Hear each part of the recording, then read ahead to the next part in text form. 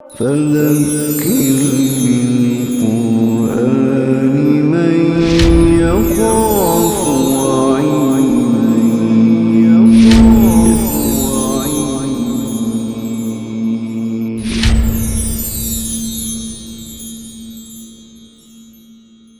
اتلو ما اوحی الیک من الکتاب واقم الصلاۃ، ایسی ہی ایک آیت ہم پڑھ کے ہیں سورہ کہف میں، وہاں الفاظ کیا تھے؟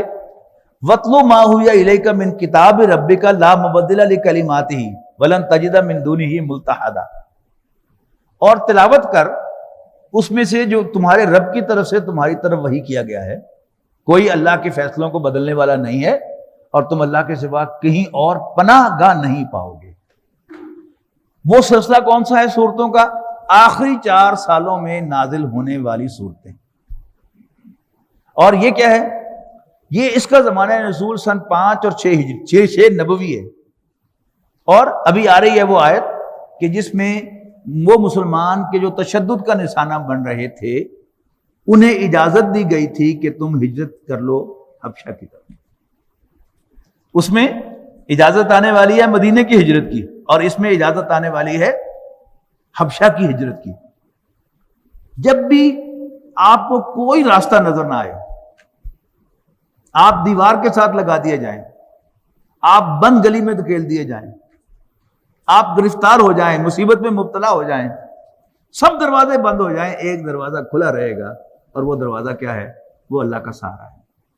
اور اللہ تعالیٰ کا سہارا انووک کرنے کا ذریعہ کیا ہے؟ قرآن مجید کی تلاوت۔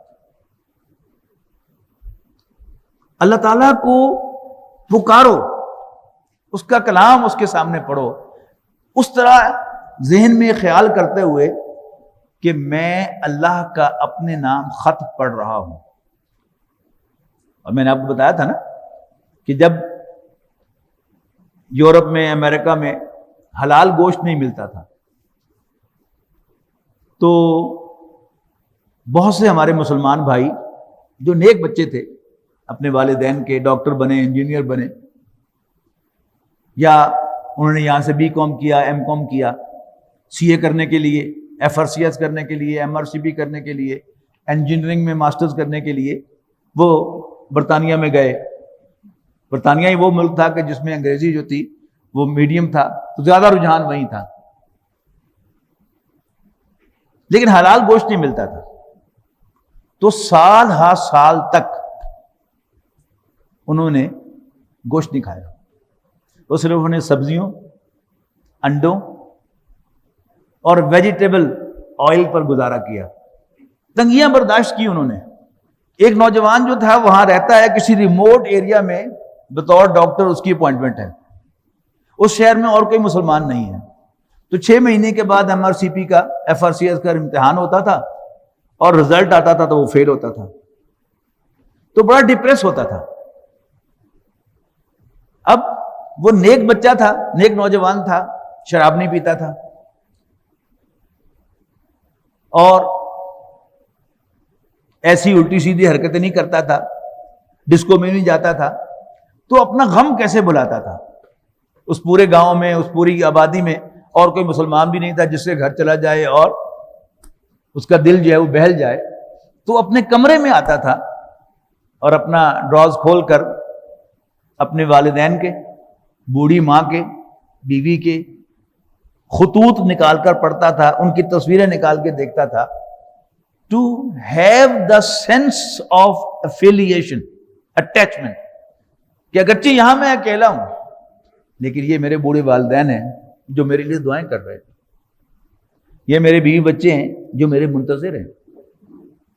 تو خط پڑھ کر انسان کو ایک سینس آف بلونگنگ ملتی ہے، سینس آف اٹیچمنٹ ملتی ہے۔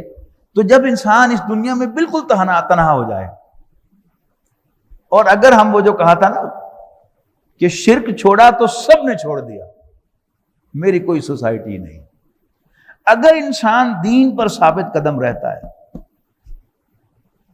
تو بہت خوش قسمت ہو، کوئی غیر معمولی، کہ اس کو ایسی فیملی مل جائے کہ جو اس کا ساتھ دے، ورنہ ایک ایک کر کے سب آپ کا ساتھ چھوڑ دیں گے۔ آپ کے والدین جن سے زیادہ پیار کرنے والا کوئی نہیں ہوتا. وہ بھی کہتے ہیں دفع ہو جاؤ، نکل جاؤ ہمارے گھر سے. حضرت ابراہیم علیہ السلام کو ان کے والد نے نہیں کہا دور ہو جا میری نظر سے ورنہ تمہیں پتھر مار مار کے ہلاک کر دوں گا.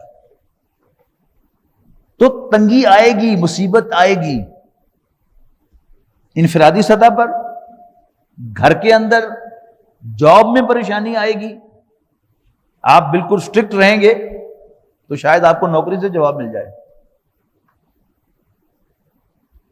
لیکن ایک راستہ آپ کے لیے کھلا ہوتا ہے کہ اپنے رب کو پکار لو.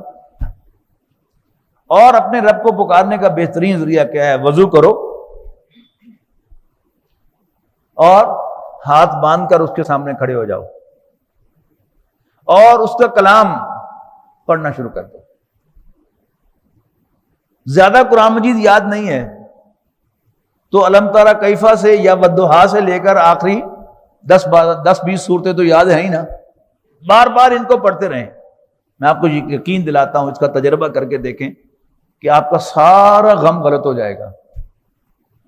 ایک آپ کو سکون ملے گا. اقرا بسم ربک الذی، جو پہلی آیات ہیں سورت الگ کی، اس سورت کے آخر میں آپ جائیں نا تو اس میں ابو جہل نے جو نبی اکرم صلی اللہ علیہ وسلم پر 2 مرتبہ تشدد کروایا تھا اس کا تذکرہ ہے. ارایت الذی ینہی عبدا اذا صلی، کیا بھلا دیکھا آپ نے اس شخص کو جو روکتا ہے ایک بندے کو جب وہ نماز پڑھ رہا ہو. ارایت الذی ینہی عبدا اذا صلی ارایت ان کان علی الہدی او امر بالتقوی، دیکھو بھلا اگر وہ ہدایت پر ہوتا یا متقی ہوتا، اللہ سے ڈرتا. ارایت ان کذب وتولی، دیکھو بھلا اگر اس نے جھٹلایا اور منہ موڑا. الم یعلم بان اللہ یری، کیا وہ دیکھتا نہیں کہ اللہ تعالیٰ دیکھ رہا؟ اور اگر یہ باز نہ آیا تو ہم اسی گدی سے پکڑیں گے. تو تمہارے لیے کیا ہے؟ لا تطیع ہو، اس کے پریشر میں آ کر جو کچھ وہ کہہ رہا ہے وہ نہ کر بیٹھنا. ولا تطیع ہو کا مطلب اگر آپ کہیں گے اس کا کہنا نہ ماننا تو بات سمجھ میں نہیں آئے گی.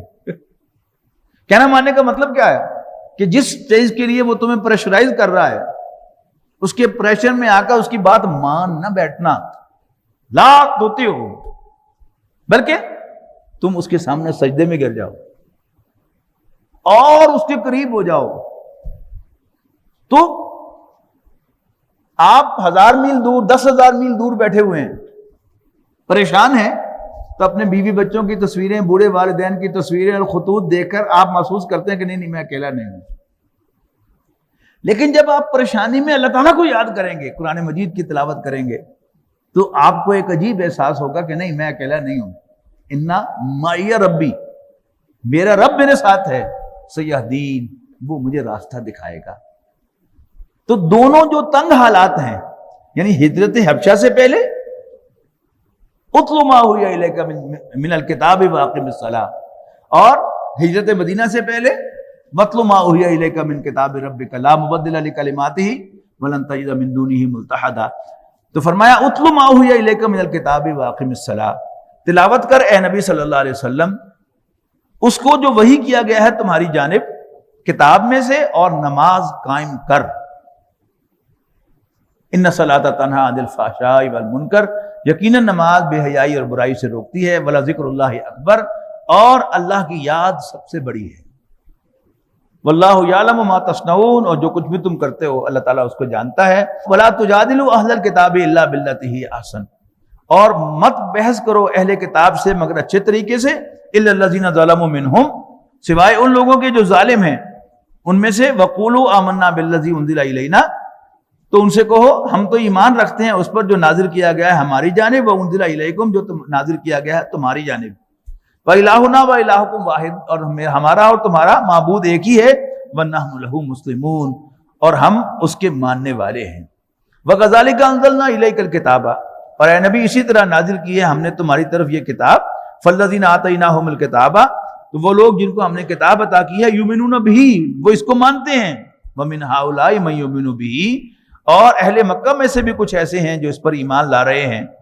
وما یجحد بآیاتنا الا الکافرون، اور ہماری آیات کا انکار تو کافر ہی کرتے ہیں. وما کنت تتلو من قبلہ من کتاب، اور نہیں پڑھتے تھے تم اس سے پہلے کوئی کتاب، ولا تخطہ بیمینک، اور نہ تم اپنے دائیں ہاتھ سے لکھتے تھے، اذا لارتاب المبطلون، اگر ایسا ہوتا تو ضرور شک میں پڑ جاتے یہ باطل پرست لوگ۔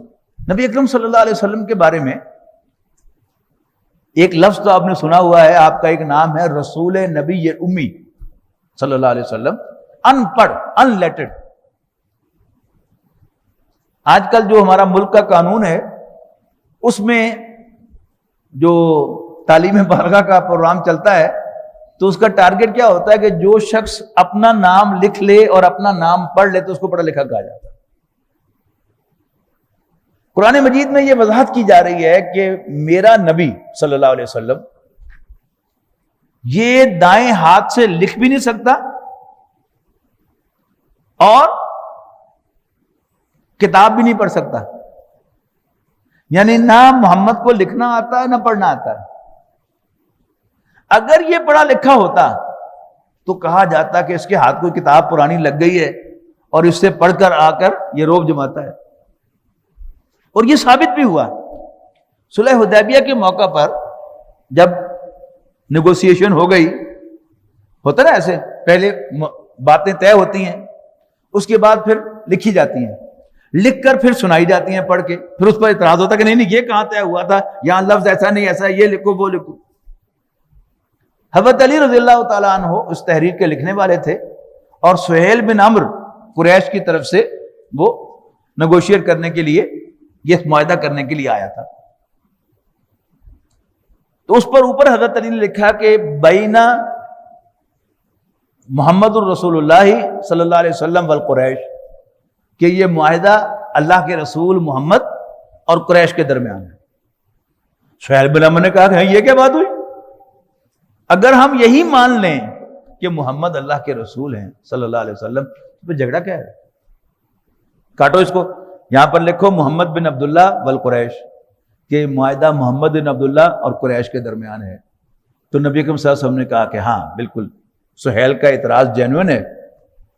حضرت علی سے کہا کہ ہاں ٹھیک ہے، تم کاٹ کر محمد بن عبداللہ لکھ دو۔ تو حضرت علی نے بھی ٹیکنیکل نقطہ اٹھایا، انہوں نے کہا کہ یہ تو آپ کو اللہ کا رسول نہیں مانتے، میں تو مانتا ہوں، میں کیسے کاٹ سکتا ہوں؟ تو نبی اکرم صلی اللہ علیہ وسلم نے کہا کہ اچھا مجھے بتاؤ کہاں لکھا ہے۔ قلم پکڑا حضرت علی سے اور کہا کہ مجھے بتاؤ کہاں لکھا ہے، تو انہوں نے انگلی لگائی کہ یہ لکھا ہوا ہے رسول اللہ، تو رسول اللہ صلی اللہ علیہ وسلم نے اس پر قلم پھیر دیا۔ تو ثابت ہو گیا کہ نبی اکرم صلی اللہ علیہ وسلم کوئی ایک لفظ بھی نہ لکھ سکتے تھے نہ پڑھ سکتے تھے۔ وما كنت تتلو من قبلہ من کتاب، اور نہیں پڑھتے تھے اس سے پہلے تم کوئی کتاب، کوئی تحریر، ولا تخطہ بیمینک، اور نہ تم لکھتے تھے اپنے دائیں ہاتھ سے، اذا لارتاب المبطلون، اگر ایسا ہوتا تو اہل باطل شک میں پڑ جاتے۔ بل ہوا آیات بینات فی صدور الذین اوتوا العلم، دراصل یہ قرآن واضح نشانیاں ہیں ان لوگوں کے سینوں میں جنہیں دیا گیا ہے علم۔ وما یجحد بآیاتنا الا الظالمون، اور ہماری نشانیوں کا انکار تو صرف ظالم ہی کرتے ہیں۔ وقالوا، اور کہتے ہیں، لولا انزل علیہ آیۃ من ربہ، پھر وہی بات پرانی کہ اس پر اس کے رب کی طرف سے کوئی نشانی نازل کیوں نہیں ہوتی۔ قل انما الآیات عند اللہ، اے نبی کہہ دو کہ آیات تو اللہ کے پاس ہیں، وانما انا نذیر مبین، رہا میں تو میں وضاحت سے خبردار کرنے والا ہوں۔ اولم یکفہم انا انزلنا الیک الکتاب یتلی علیہم، کیا یہ نشانی کافی نہیں ہے ان کے لیے کہ ہم نے نازل کی ہے کتاب تم پر، یتلی علیہم، جو انہیں پڑھ کر سنائی جاتی ہے، ان فی ذلک لرحمۃ وذکری لقوم یؤمنون، یقیناً اس میں رحمت بھی ہے اور ماننے والوں کے لیے نصیحت بھی۔ قل کفی باللہ بینی وبینکم شہیدا، اے نبی کہہ دو کہ اللہ میرے اور تمہارے درمیان گواہی دینے کے لیے کافی ہے۔ یعلم ما فی السماوات والارض، آسمانوں اور زمین میں جو کچھ ہے اسے جانتا ہے۔ والذین آمنوا بالباطل وکفروا باللہ، اور وہ لوگ جو باطل پر ایمان رکھتے اور اللہ کا انکار کرتے ہیں، اولئک هم الخاسرون، یہی نقصان سے دوچار ہونے والے ہیں۔ ویستعجلونک بالعذاب، یہ آپ سے مطالبہ کر رہے ہیں عذاب کا جلدی۔ ولولا اجل مسمى، اور اگر اللہ تعالیٰ کی طرف سے ایک وقت طے نہ پا چکا ہوتا، لجاءہم العذاب، تو ان پر عذاب آ جاتا، ولیاتینہم بغتۃ، اور یقیناً وہ عذاب ان پر آئے گا اچانک، وہم لا یشعرون، اور انہیں سمجھ ہی نہیں آئے گی۔ یستعجلونک بالعذاب، یہ آپ سے جلدی عذاب کا تقاضا کرتے ہیں، مطالبہ کرتے ہیں. وَإِنَّ جَهَنَّمَ لَمُحِيطَةٌ بِالْكَافِرِينَ، حالانکہ جہنم ان کافروں کو گھیرے ہوئے ہے. یوم یغشاہم العذاب من فوقہم ومن تحت ارجلہم، اور جب عذاب گھیر لے گا ان کو اوپر سے بھی اور ان کے پاؤں کے نیچے سے بھی. وَيَقُولُ ذُوقُوا مَا كُنتُمْ تَعْمَلُونَ، اور اللہ کہے گا کہ چکھو اپنی کرتوتوں کی وجہ سے عذاب کا مزہ. یا عبادی الذین آمنوا ان ارضی واسعہ، یہ اجازت آگے ہجرت حبشہ کی. اے میرے وہ بندو جو ایمان لائے ہو، ان ارضی واسعہ، میری زمین وسیع ہے. فَإِيَّايَ فَاعْبُدُونِ، لیکن تمہیں بندگی میری ہی کرنی ہے. یہ اس بہانے سے کہ مصیبت پڑ گئی، یہ تنگی آ گئی تو ہم اب مجبوراً شرک کر لیں، اللہ کو چھوڑ کر کسی اور کی عبادت کر لیں، اسلام سے پھر جائیں، نبی اکرم صلی اللہ علیہ وسلم کو تنہا چھوڑ دیں. Not allowed at all. یہ جگہ چھوڑ دو، وہاں چلے جاؤ. وہاں تنگی آ جائے تو وہاں چلے جاؤ، وہاں تنگی آ گئی ادھر آ جاؤ، لیکن اس دین کو چھوڑنے کی اجازت نہیں ہے. کل نفس ذائقۃ الموت، ہر شخص موت کا مزہ چکھنے والا ہے. ثم الینا ترجعون، پھر ہماری طرف تم لوٹائے جاؤ گے. والذین آمنوا وعملوا الصالحات، اور وہ لوگ جو ایمان لائے اور انہیں اچھے عمل کیے. لنبوئنہم من الجنۃ غرفا، ہم ان کو جنت کے اندر بلند عمارتوں بالا خانوں میں جگہ دیں گے رہنے کی. تجری من تحتہا الانہار خالدین فیہا، جہاں جن کے نیچے نہریں بہتی ہوں گی ہمیشہ ہمیشہ ان میں رہنے کے لیے. نعم اجر العاملین، بہت عمدہ اجر ہے نیک عمل کرنے والوں کا. الذین صبروا علی ربہم یتوکلون، وہ لوگ کہ جو ثابت قدمی کا مظاہرہ کرتے ہیں اور اپنے رب پر بھروسہ کرتے ہیں. اب ہم بھی اپنے رب پر بھروسہ کرتے ہیں، لیکن اللہ تعالیٰ اب رب پر بھروسہ کرنے کو ایکسپلین کر رہا ہے. بڑا خوبصورت مقام ہے یہ قرآن مجید کا. وَكَأَيٍّ مِّن دَابَّةٍ لَا تَحْمِلُ رِزْقَهَا، اور کتنے ہی جاندار ہیں جو اپنا رزق اٹھائے نہیں پھرتے. اللہ یرزقها وإیاکم، اللہ تعالیٰ انہیں کھلاتا ہے اور تمہیں بھی. وَهُوَ السَّمِيعُ الْعَلِيمُ، اور وہ سب کچھ سننے والا، سب کچھ جاننے والا ہے. اسی بات کو حضرت مسیح علیہ السلام نے بڑے خوبصورت انداز میں، جو موجودہ بائبل ہے اس میں وہ جو ہدایت کے نمونے ابھی تک موجود ہیں، وہ کہتے ہیں کہ تم کیوں اللہ پر بھروسہ نہیں کرتے؟ جنگل کی چڑیوں کو نہیں دیکھتے؟ وہ صبح خالی پیٹ گھر سے نکلتی ہیں اور ان کا رب انہیں کھلا پلا کے شام کو واپس لاتا ہے. اور گھاس کی سوسن کو نہیں دیکھتے؟ اللہ تعالیٰ نے اس کو کیسا خوبصورت لباس پہنایا ہے. آپ اینیمل ورلڈ کو دیکھیں، ہر جانور آپ کو اللہ تعالیٰ کی تخلیق کا شاہکار نظر آئے گا. ہرن کو دیکھیں، اس کی خوبصورتی کو دیکھیں، زیبرا کو دیکھیں، زرافہ کو دیکھیں، کہ نا بلی یہ روز ہمارے مشاہدے میں آتی ہے، کبھی ذرا غور سے دیکھیں، اس کی آنکھوں کو دیکھیں، اس کے منہ کو دیکھیں، اس کی کانوں کو دیکھیں، اس کی دم کو دیکھیں، ایک ایک چیز معلوم ہوگی کہ واہ واہ واہ واہ واہ. ایک مکھی کو دیکھ لیں، اللہ تعالیٰ نے اس کو کیسا وجود عطا کیا ہے. مچھر کو دیکھ لیں. تو وَكَأَيٍّ مِّن دَابَّةٍ لَا تَحْمِلُ رِزْقَهَا اللَّهُ يَرْزُقُهَا وَإِيَّاكُمْ وَهُوَ السَّمِيعُ الْعَلِيمُ وَلَئِن سَأَلْتَهُم مَّنْ خَلَقَ السَّمَاوَاتِ وَالْأَرْضَ وَسَخَّرَ الشَّمْسَ وَالْقَمَرَ لَيَقُولُنَّ اللَّهُ فَأَنَّىٰ يُؤْفَكُونَ، یقیناً اگر تم ان سے پوچھو کہ بتاؤ بھلا آسمانوں اور زمین کو کس نے پیدا کیا اور سورج اور چاند کو کس نے سروس پر لگایا، تو لازماً کہیں گے کہ اللہ تعالیٰ ہی نے. فَأَنَّىٰ يُؤْفَكُونَ، پھر یہ کدھر دھوکہ کھائے جاتے ہیں. اللہ یبسط الرزق لمن یشاء من عبادہ ویقدر، یقدر اللہ، اللہ تعالیٰ اپنے بندوں میں سے جس کا چاہتا ہے رزق کشادہ کرتا ہے اور جس کا چاہتا ہے اس کو ناپ تول کے دیتا ہے، یعنی تنگ کرتا ہے. ان اللہ بکل شیء علیم، بے شک اللہ تعالیٰ ہر چیز کا علم رکھنے والا ہے. وَلَئِن سَأَلْتَهُم مَّن نَّزَّلَ مِنَ السَّمَاءِ مَاءً، اور اگر تم ان سے پوچھو بھلا کون آسمان سے پانی برساتا ہے، فَأَحْيَا بِهِ الْأَرْضَ بَعْدَ مَوْتِهَا، اور اس کے ذریعے سے مردہ زمین کو اثر نو زندہ کرتا ہے، لَيَقُولُنَّ اللَّهُ، تو کہیں گے اللہ. یعنی قریش جن کے بارے جن کو ہم کافر کہتے ہیں، کافر کیوں کہتے ہیں؟ وہ تو نبی اکرم صلی اللہ علیہ وسلم کو نہ ماننے کی وجہ سے کہتے ہیں، ورنہ مکے کے کافر توحید کے ساتھ اللہ تعالیٰ کو خالق کائنات مانتے تھے، بارشوں کا برسانے والا مانتے تھے. وَلَئِن سَأَلْتَهُم مَّن نَّزَّلَ مِنَ السَّمَاءِ مَاءً فَأَحْيَا بِهِ الْأَرْضَ بَعْدَ مَوْتِهَا لَيَقُولُنَّ اللَّهُ، تو لازماً کہیں گے اللہ ہی. قُلِ الْحَمْدُ لِلَّهِ، تو کہو ساری تعریف اللہ ہی کی ہے، اللہ کا ہی کا شکر ہے. بل اکثرهم لا یعقلون، لیکن ان کی اکثریت بے عقل ہے. وما حاضل حیات الدنیا الا لہو و لعب، اور نہیں ہے یہ دنیاوی زندگی مگر کھیل اور تماشا. وان الدار الاخرۃ لہی الحیوان، اور یقیناً آخرت کا گھر ہی اصل زندگی ہے. لو کانوا یعلمون، کاش کہ یہ جان لیں. فَإِذَا رَكِبُوا فِي الْفُلْكِ دَعَوُا اللَّهَ مُخْلِصِينَ لَهُ الدِّينَ، اور جب یہ سوار ہوتے ہیں کسی کشتی پر تو کشتی بھنور میں آ جاتی ہے تو دعوا اللہ مخلصین لہ الدین، تو اپنے دین کو اللہ تعالیٰ ہی کے لیے خالص کرتے ہوئے وہ اللہ ہی کے حکم پکارتے ہیں. فلما نجاہم الی البر اذا ہم یشرکون، اور جب اللہ تعالیٰ انہیں بچا کر خشکی پر لے آتا ہے تو یک یک شرک کرنے لگتے ہیں.